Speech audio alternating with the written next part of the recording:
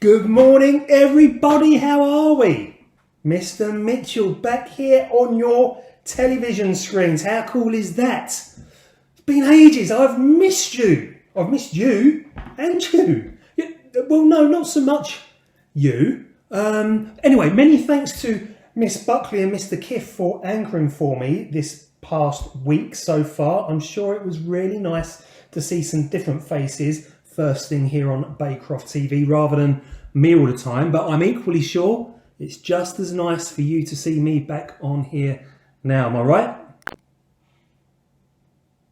I need to be rude about it. Huh? Oh, what, these? Oh, well, they're just my handy pants. Handerpants. Yeah. Thank you to Hugo for introducing me to them. One of my favourite dumb inventions. They're handerpants. Literally underpants for your hands. Now, these aren't real handerpants. These are fakes that I've borrowed off of my youngest son. These are real handerpants. And these are some of the reasons why you need them in your life. Look at that list. Distract enemies. Absorb sweat in your pants. And they look pretty cool as well, don't they? Look at all the really useful things that they're used for. Sanitary handshakes, of course. Very important at the moment. Girly stuff. Girly stuff. Texting. Construction. See, it's not only girls who need these things in their lives. It's the building industry. They need them too. Who else? Well, obviously cruising. I think that's probably just vanity though, to be honest. And look, the elderly obviously need handerpants. See, we can all benefit from handerpants, can't we? I'll finish that later. So yeah, the handerpants. In fact, Hugo, I don't know why you thought that these were a dumb invention at all. I'm not sure how we've ever managed without them. I'm going to take mine off now. I think they've absorbed enough sweat, but I'll certainly be popping them back on for night blogging later. So whilst I remove these, I'll let you carry on with the rest of the broadcast and I'll see you at the end. Elliot?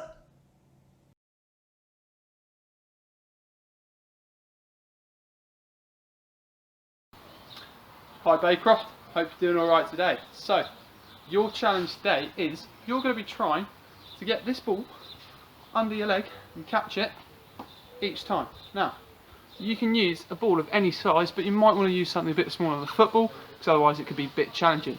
So I'm going to use this handball, it's like a size 3 football. What you're going to do is you're going to lift your leg up and put the ball underneath. And you're going to pass it back and forth and do it with the other leg, like this. What this is doing is it's keeping our cardio up because we're still moving our body. You can speed it up to make it a bit more challenging. And if you think you're really good at it and really coordinated, you can go 1, 2, 3, 4, and keep that ball and the legs moving all the time. If you want to try and jog on the spot, you can. But it might require you to slow down when you pass the ball through. This drill is focusing on our cardio, our hand-eye coordination with the ball, and getting those legs nice and high, like you might in some particular sports, like basketball when you're jumping, or volleyball, same thing. Give it a go. See you later, Baycroft. Bye.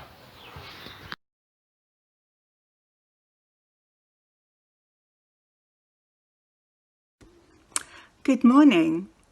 My first choice today was whether I wanted to wear green spectacles or black spectacles, but I've decided to wear my green ones. You might have other choices in your life, choices like decisions, directions. Sometimes you'd need a compass if you're a cadet and you want to know where to go and where you are, and what the right route would be to go anywhere. But for me, it's often the worst thing. The bigger the choice, the most difficult it is for me to make the right decision. Is it the same for you? When you get a big menu, when we all can go to a restaurant or cafe again, and you just don't know what to decide because the choice is just so enormous. I can't wait to go there again. So, haven't decided on yet, but we'll see when we get to the restaurant. I would also like your parents, if possible, to help you with some of the words today, because some of them can be a little bit difficult and you might just need a little bit help with the pronunciation. But we are talking about influences and decisions. We will be able to identify who or what influences us to make a decision. We all have opinions on things, and I know from PD classes, some of you are very opinionated. So I would like you to make a list of what you think might influence a person's opinions or decisions. It could be parents, family members, teachers, friends. Your list might look a little bit like this. Who might influence someone, or what might influence someone.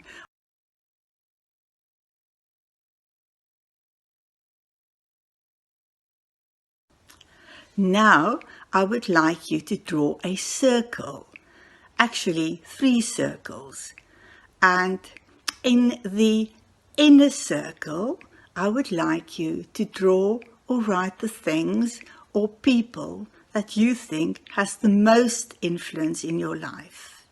In the middle circle, draw or write the people or things that you think have some influence, but not as much as the inner circle.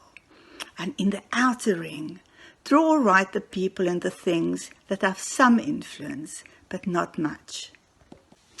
Now, influences can be positive and help us to make the right decisions, the right choices, recognize what is right and wrong, and to feel confident about ourselves and the things we do. Can you think of other ways in which people or things might influence us? Share your ideas with a family member.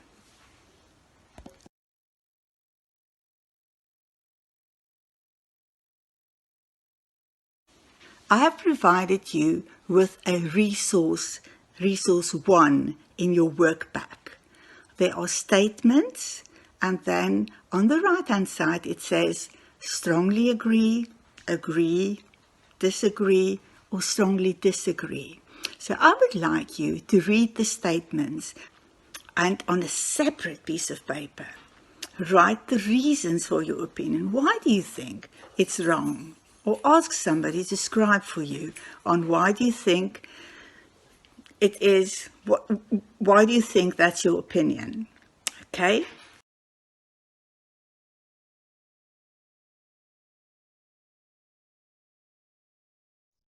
Hello Baycroft, I hope you're all well. Today here's a short presentation all about Alaska. There's going to be a quiz involving some staff, and there's some learning activities at the end that I hope you'll enjoy. Bye for now.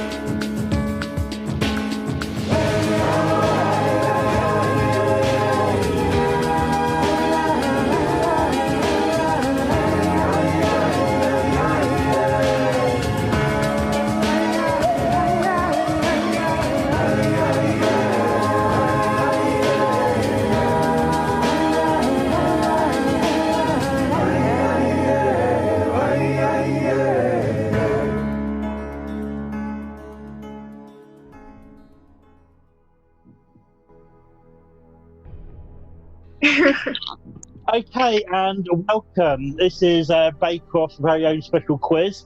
It's called Alaska. I'll ask her.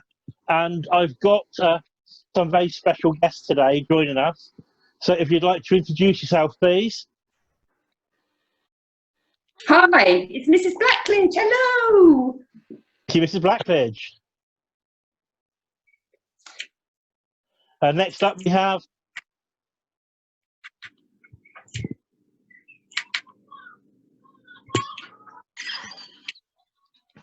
Mrs. Dale's here. hello, Mrs. Dale. It looks like some of our contestants may have forgotten their name. Never mind. So just to help you out, next we have Mrs. Leach. Give us a big wave. Hello. Thank you. And we have one final contestant, which is Miss Lindsay. hello. Hello. Right. So there's a few rules. This is all to do with a little video we put together on Alaska that you would have just watched, and the staff now are going to test their knowledge on what you've learnt about.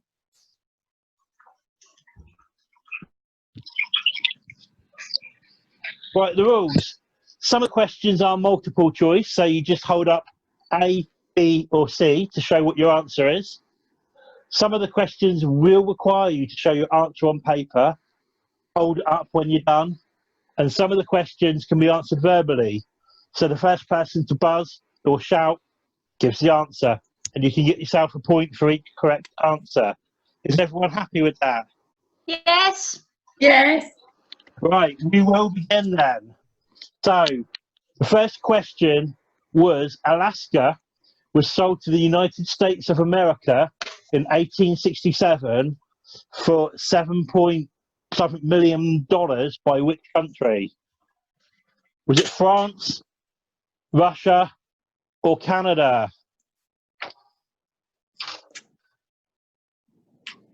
Oh And the no. answer is, the big reveal is B, Russia. Oh, Are you ready for the next one? Right, so where was the baked Alaska dessert invented? New Orleans, Alaska, or New York? I don't know. Well, surely because it's called baked Alaska. Mrs. Dale is going for C. Mrs. Leach has gone for B. Mrs. Lindsay's upside down. And yeah, you'll be pleased to know the baked Alaska come from the nice sunny town of New Orleans. So well done. Right. So your next question, you want to go out and do some shopping in Alaska. What money do you need? Euros, pounds, or dollars? Let's see if you can see them. And the right answer is C. Yeah. There we go. So it's the US dollars, and you can go out shopping in Alaska. Right. There are volcanoes in Alaska, but how many of them are active? 40, 7, or 74?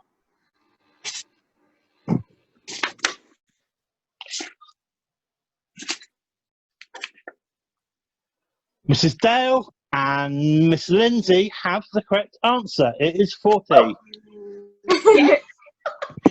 In the middle.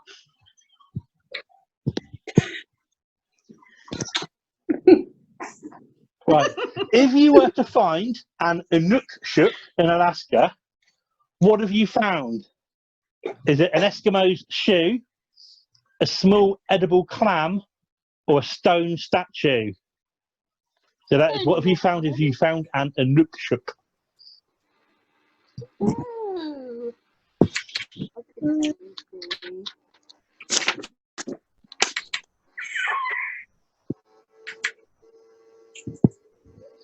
If you have found a small stone statue, that is an Anukshuk. So well done again to Mrs. Dale. Mrs. Dale's been swatting up. Yeah. Yeah.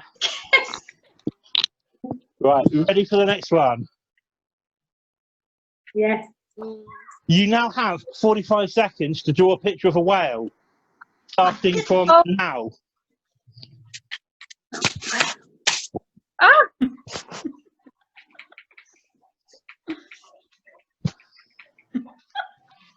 10 seconds done.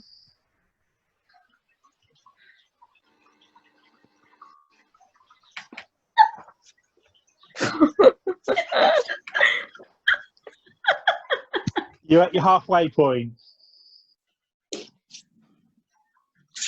Gone a bit wrong. I Mine's don't gone. know what else to draw, mine.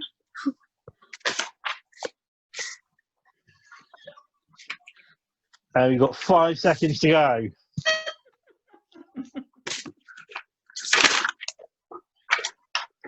And hold up your whale pictures, please. Nice and close to the camera, please. Mrs. Dale, up a little bit. Fantastic. And the next one, Mrs. Blackledge, hold it nice and close to the camera. And Mrs. Leach. And Miss Lindsay, could you hold yours a little bit closer to the camera as well? Oh, I think the one who's going to be the winner there is going to be Miss Lindsay, because she has the fluke, she has the water spout, and basically it looks most like a whale. Looks like a worm. Right. Right, the next one, gold has been discovered in Alaska. I want you to now write down 2 songs with either gold in the title or the lyrics. Oh, Goldfinger and Gold. By Spanish. Yeah. Yeah, don't forget to buzz in. Oh, Buzz. Yeah. Buzz. Right, who buzzed first? I think that was Mrs. Blackledge. I've got one. I've got Gold by Spandau Ballet. Anyone else got that? I have that. I have. What have you got? I've got Goldfinger. Oh, you want me to write it down? I've written it down. What's the other one there, Mrs. Dale? Gold and Goldfinger. I think Mrs. Leach gave you those answers. Yeah, I think, yeah, I agree with that. I'd already written them, Mrs. Leach. And Mrs. Leach, what have you got? Well, I shouted them out, didn't I? I thought it was a shout out answer. I didn't realise it was the right answer. You're supposed to have gone buzz. And Miss Lindsay, have you got any for us? I just got gold. That's it. Bonus point for the person who can sing the first verse from Spandau Ballet. Always believe in your goal. You've got the power to know you're indestructible. always believe. Go for it, Mrs. Leach. Gold, gold. There you go. Yeah, I think, yeah. Can't do Shirley Bassey. I can't Gold. Right, and I hate to break the news to you, but we're near the end of our quiz. Couple more questions to go. Oh. Did you know that a polar bear has transparent hair? But who knows what colour the skin is? Buzz in if you know. Miss Lindsay? Black. Absolutely. Thank you. You're cheating there, Miss Lindsay. He was the loudest. Right, and our final question. This is an Alaskan grey wolf. What noise does it make? Buzz in if you know the answer. Yeah. Thank you, Mrs. Dow. The point goes to you. Oh. Right, I'm now going to do a very quick bit of counting up, and I can safely say that we have a joint winner of Miss Lindsay and Mrs. Dale. Well done to you Bonus two. point. Can I give you the name of the flower of Alaska? See, that's what I told you. If you wish to, but you won't get any extra No, 'cause I points. only know it because I've got it in my garden. It's a forget-me-not.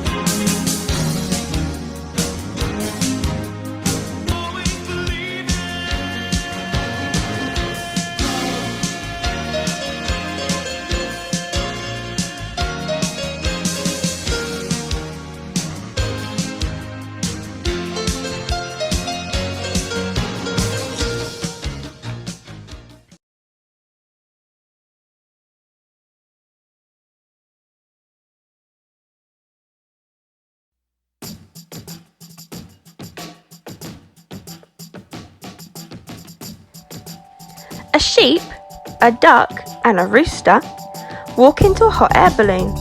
No, this isn't the start to one of Mr. Mitchell's rubbish jokes. This is real history. Today's On This Day in History is looking at the work of these guys here. Joseph Michel and Jacques Etienne. Sorry, French isn't one of my languages. They were the inventors of the world's first practical balloon. Changes and improvements of the basic design that they created were used in the construction of larger balloons we see today. That led to the exploration of the upper atmosphere of the Earth years later. Joseph was inspired by wanting to understand how sparks and smoke rose from a fire. He made a small bag out of silk and lit a fire under the opening at the bottom, which caused it to rise. The brothers thought that the burning created a gas, which they named the Montgolfier gas. They didn't realise that their balloons rose because the heated air inside was less dense and therefore lighter than the surrounding cold air. The brothers started to experiment different ways to get paper bags to float. They were both unsuccessful with their initial attempts, but they showed great resilience and did not give in. And on this day in 1783, at the marketplace town of Annonay, France, they demonstrated their discovery, that heated air, when collected inside a lightweight paper or fabric bag, will cause the bag to rise into the air. They filled their balloon with heated air by burning straw and wool under the opening of the bottom of the bag, and the balloon rose into the air, around 1,000 metres. And it remained there for around 10 minutes, and then it returned to the ground over 1.5 miles from where it rose. But what's this got to do with that rubbish sounding joke? Well, in September of that year, the brothers had developed a larger balloon called a globe aerostatique, and they sent that into the air with a sheep, a rooster and a duck as passengers. The balloon floated for around 8 minutes and landed 2 miles from the launch site. They did this as they did not know if humans would be safe this high up, and thought that it would be better to send the duck, as the ducks can fly high in the sky, and a rooster and a sheep as controls, because roosters do not fly high, and a sheep was thought to be similar to humans at the time. Later, the brothers sent up Jacques as a human passenger. It was more than a century before the Wright brothers lifted the first powered airplane off the ground in 1903, and more than 2 centuries before 2 explorers, Bertrand Piccard and Brian Jones, circumnavigated the globe in an air balloon in a record-breaking 20 days. So this was an amazing discovery for that time. And now on to your challenge.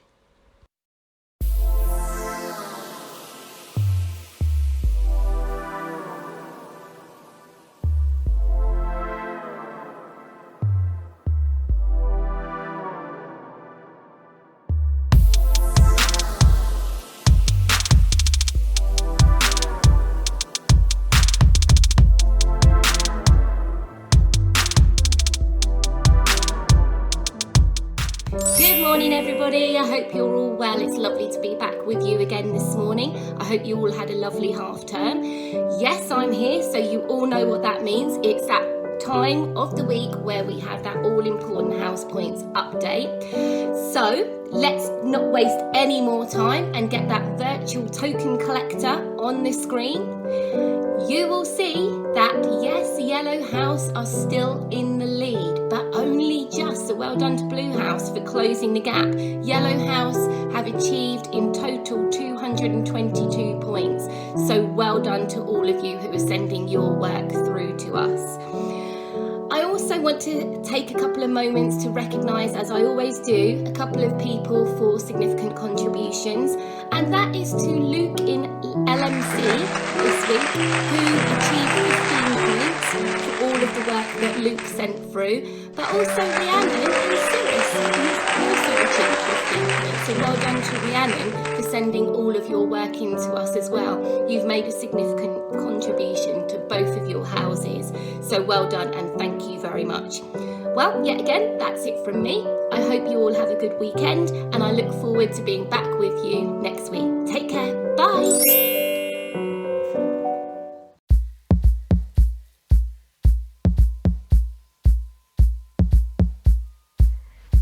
Yesterday's sign was sun.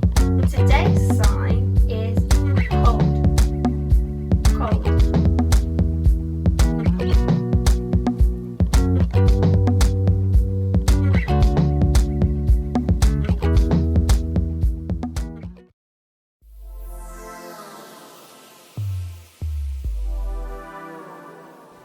Hello everybody, me back again, just looking to sign off for today. Thank you very much for tuning into Baycroft TV as ever.